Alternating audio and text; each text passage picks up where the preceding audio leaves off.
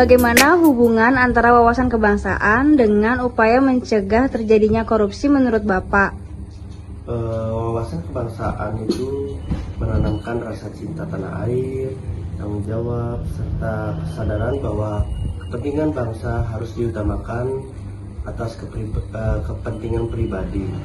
Dengan pemahaman ini, seseorang akan melihat korupsi sebagai perbuatan yang merugikan negara dan bertentangan dengan nilai-nilai Pancasila serta agama, sehingga terdorong untuk bersikap jujur, adil, dan berintegritas. Selamat siang Bu, hari ini kami akan melakukan wawancara singkat mengenai wawasan kebangsaan dan bela negara yang berfokus pada isu korupsi di Pengadilan Negeri Kayagung. Yang pertama, menurut Ibu, mengapa pemahaman wawasan kebangsaan penting bagi aparatur Pengadilan Negeri Kayagung dalam mencegah korupsi?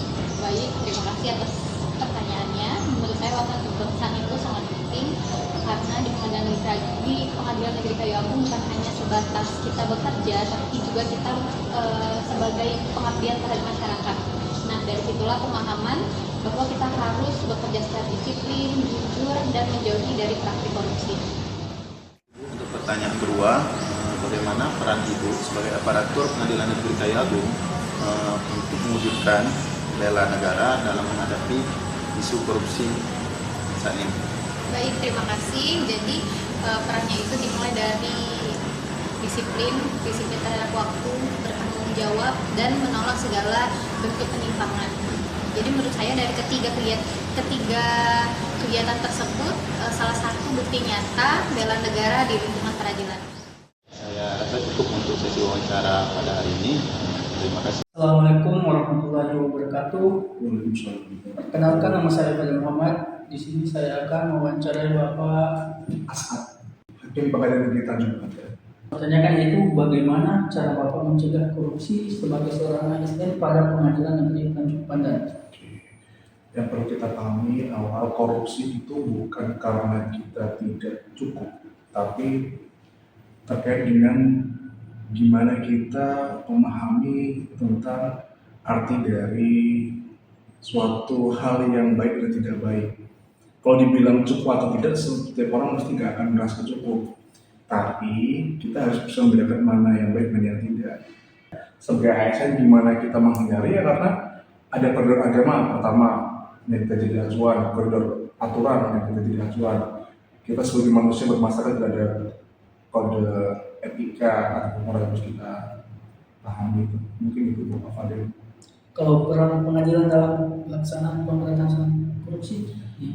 Kalau peran pengadilan yang pertama, mungkin kalau pengadilan secara keseluruhan ya, kalau pengadilan secara keseluruhan kan Mahkamah Agung tersendiri kan juga kita menyidangkan perkara-perkara terkait dengan tindak pidana korupsi kan, tipikor. Peran kita berarti di situ kita turut serta dalam proses pemberantasan korupsi, karena muaranya nantinya endingnya di kita yang memutus orang itu bersalah melakukan tindak pidana korupsi. Assalamualaikum warahmatullahi wabarakatuh. Perkenalkan, nama saya Fadil Melka, peserta Latsar Diklat Gelombang 1 tahun 2026. Di sini saya akan mewawancarai Mbak Dara sebagai rekan saya di Pengadilan Agama Surabaya. Mungkin Mbak Dara bisa memperkenalkan diri terlebih dahulu. Perkenalkan, nama saya Dara Manista Rika, jabatan saya Klerek Analis Perkara Peradilan di Pengadilan Agama Surabaya. Dalam sesi ini saya akan memberikan pertanyaan ke Mbak Dara ya. Menurut Mbak Dara, bagaimana tanggung jawab Anda sebagai ASN dalam mewujudkan praktik anti korupsi? Menurut saya, terutama yang paling utama intinya adalah menjaga amanah publik. Menjaga amanah publik dalam artian yang pertama yaitu menjunjung integritas dan kejujuran. Kemudian menolak gratifikasi dan suap. Kemudian melaporkan kinerja harus transparan dan akuntabel. Dalam hal ini, dengan transparan dan akuntabel tentu aja membuat kita sebagai seorang ASN yang menjunjung tinggi etika dan berintegritas juga. Dan yang paling penting yaitu berani menolak dan melaporkan korupsi. Dalam artian apabila kita mengetahui dan melihat bahwa terjadi tindak pidana korupsi atau gratifikasi di dalam tempat kerja kita harus berani melaporkannya. Seperti itu. Jadi kamu perwakilan dari siswa magang ya.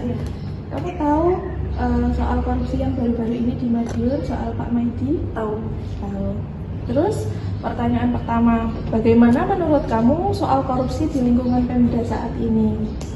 Itu mungkin masih ada banyak yang belum terukur.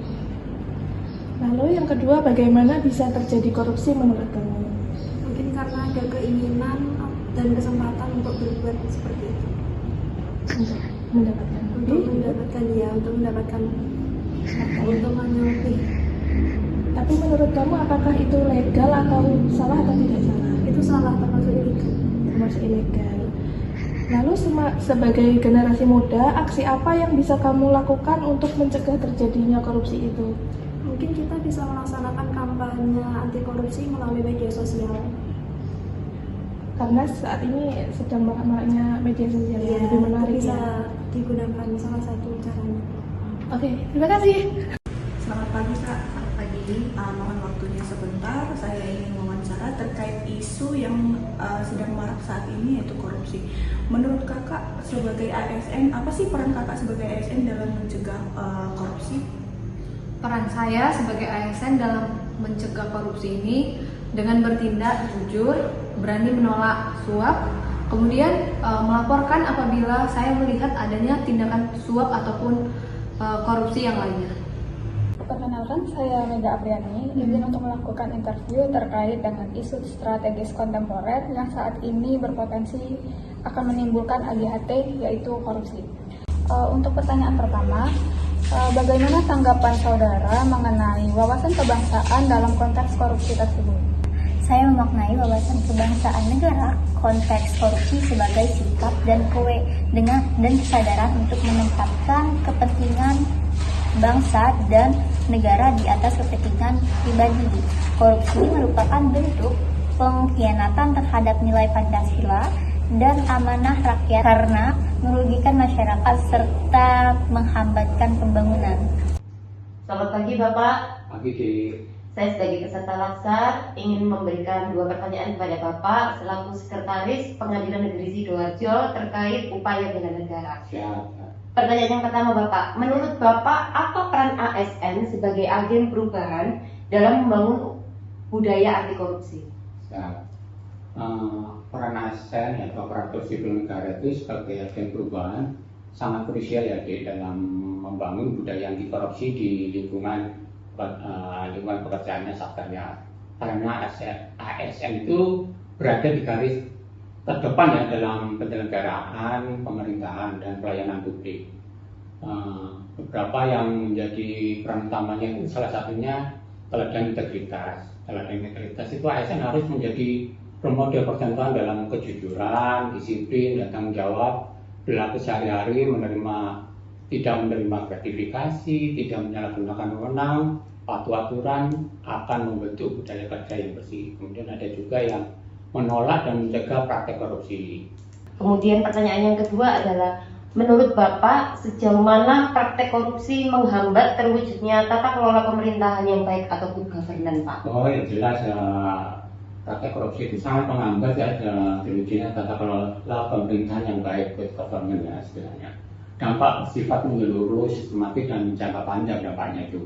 Bukan sekedar kerugian finansial, tapi beberapa ya penjelasan misalnya merusak prinsip akuntabilitas. Itu salah satunya di mana korupsi itu membuat pejabat tidak bertanggung jawab atas kewenangannya, tanggung jawabnya. Keputusan diambil karena kepentingan pribadi, misalnya dia ada unsur kepentingan dia menerima suap atau apa. Terus bentuk kepentingan publik jadi terkendala karena adanya korupsi tersebut, sehingga mekanisme pengawasan menjadi lemah atau dimanipulasi oleh ASN tersebut.